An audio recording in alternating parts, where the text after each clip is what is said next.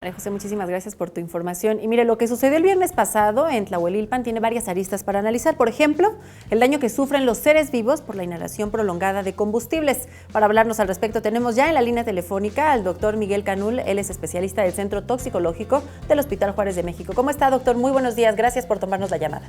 Hola, muy buenos días, Alejandra.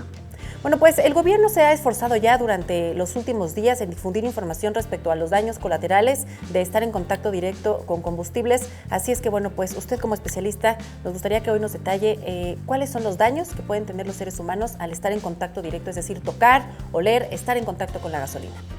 Sí, bueno, en este caso estamos hablando de lo que son los hidrocarburos, sobre todo principalmente de hidrocarburos que son derivados del petróleo. Entre estos tenemos a esta sustancia que es la gasolina, ¿sí? Existen otros derivados del petróleo, pero bueno, lo principal en este caso es que la gasolina lo que nos puede condicionar cuando nos exponemos, tanto por vía ocular, por vía respiratoria o incluso, bueno, hablando de otro contexto, en pacientes con algún intento suicida que llegan a ingerir incluso la gasolina, pues principalmente los síntomas son irritativos.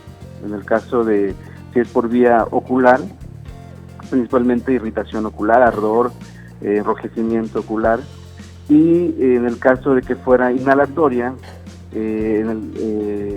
principalmente son síntomas respiratorios, como por ejemplo dificultad para respirar, irritación a nivel de las vías respiratorias, incluso nos puede llevar a una situación, ya sea que sea por vía respiratoria o vía oral, que se ingiere el producto, una condición que se llama neumonitis. Doctor Miguel, lo saluda Enrique Alcocer. Rápidamente, ¿cuáles serían entonces las indicaciones si una persona estuvo en contacto con los hidrocarburos y se siente mal y empieza a presentar estos síntomas? ¿Qué es lo que tiene que hacer? ¿Tiene que acudir directamente al médico especialista o se pueden hacer algunos procedimientos caseros, como, no sé, enjuagar los ojos, por ejemplo? Sí. Si en ese momento tuvimos un contacto, por ejemplo, con alguno de esos hidrocarburos, si fue de manera ocular, sí se recomienda lavar los ojos, pero acudir inmediatamente a un centro hospitalario. En el caso de la vía inhalatoria, principalmente es retirarnos del área de donde está la exposición, alejarnos de esa área y acudir directamente a una valoración médica.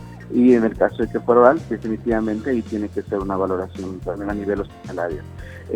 También existe, se me olvidó comentarle, la exposición que es a través de vía cutánea. En la vía cutánea, por ejemplo, si nos tiramos el hidrocarburo en la piel, en la ropa, sí nos puede condicionar también datos de irritación y ardor a nivel de la piel. En este momento, pues sí habría que lavar con agua y jabón y acudir directamente también a un centro hospitalario. Doctor Miguel, veíamos en pantalla también pues las imágenes de los despachadores de gasolina que todos los días están en contacto con los combustibles. En el caso de estas personas, ¿existe un riesgo real a su salud por trabajar con el combustible? Todo hidrocarburo tiene riesgo, ¿no? Y más cuando se trata sin protección. O sea, siempre que se maneje hidrocarburos, tiene que haber una protección, sobre todo hidrocarburos derivados del petróleo, estamos hablando en este caso de la gasolina.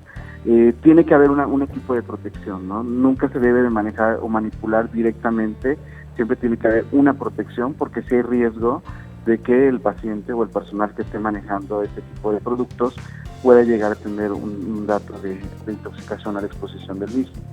Doctor, rápidamente antes de despedirnos, si alguna persona estuvo en contacto con combustibles, vive en la capital del país y desea asistir al Hospital Juárez de México en el que usted labora, ahí lo atienden.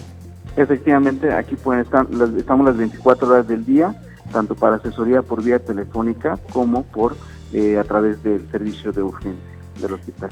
Bueno, pues doctor Miguel Ángel Canul, especialista en el Centro Toxicológico del Hospital Juárez de México, muchísimas gracias por tomarnos la comunicación, por su información y por supuesto por sus recomendaciones. A ustedes, muchísimas gracias. Muchísimas gracias, que tenga un excelente día.